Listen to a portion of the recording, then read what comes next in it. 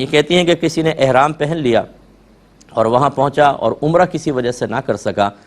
تو اب احرام سے باہر نکلنے کا طریقہ کیا ہوگا؟ دیکھیں، جس کو جو اس طرح روک لیا جاتا ہے، جو احرام پہن کر گیا اور عمرہ وغیرہ نہ کر سکا یا حج نہ کر سکا، اس کو محصر کہتے ہیں۔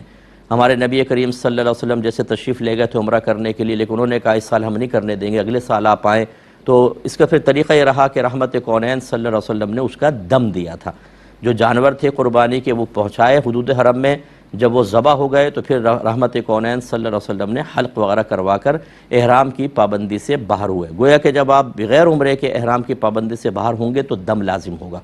اب اگر کسی نے وہاں پہ گئے اور بغیر دم دیے احرام اتار دیا تو یہ حالت ختم نہیں ہوتی، یاد رکھیں، یہ حالت ختم ہوگی حلق کروانے کے بعد، قصر کے بعد، اور اسی طرح جب آپ کی قربانی وہاں ذبح ہو جائے گی تو ان کو اب یہ چاہیے کہ سب سے پہلے تو اس لا علمی پر اللہ کی بارگاہ میں توبہ کریں، فوراً سے پیشتر کسی کو پیسہ دیں اور اسے کہیں کہ جی حدود حرم میں میری طرف سے ایک جانور ذبح کروا دیں۔ جب وہاں ذبح ہو جائے تو پھر حلق یا قصر کروا کے پھر وہ احرام کی پابندیوں سے باہر ہوں گے۔ اور اس لا علمی میں اس دوران جتنی خطائیں اور گناہ ہوئیں دیکھا تو جائے تو سب پر پھر جو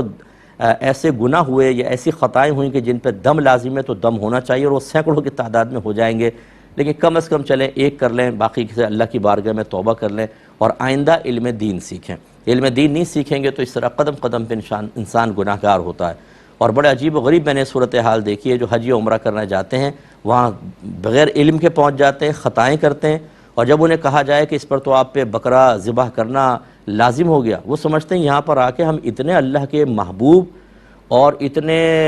زبردست منتخب کردہ بندے ہیں کہ عام لوگوں کو نہیں بلایا، اللہ نے ہمیں بلایا، اور ہم جیسے خاص وی آئی پی پرسنز کو کفارہ ادا کرنا ہوگا۔ بولتے ہیں ارے جی کوئی مسئلہ نہیں ہے، اللہ معاف کرنے والا ہے،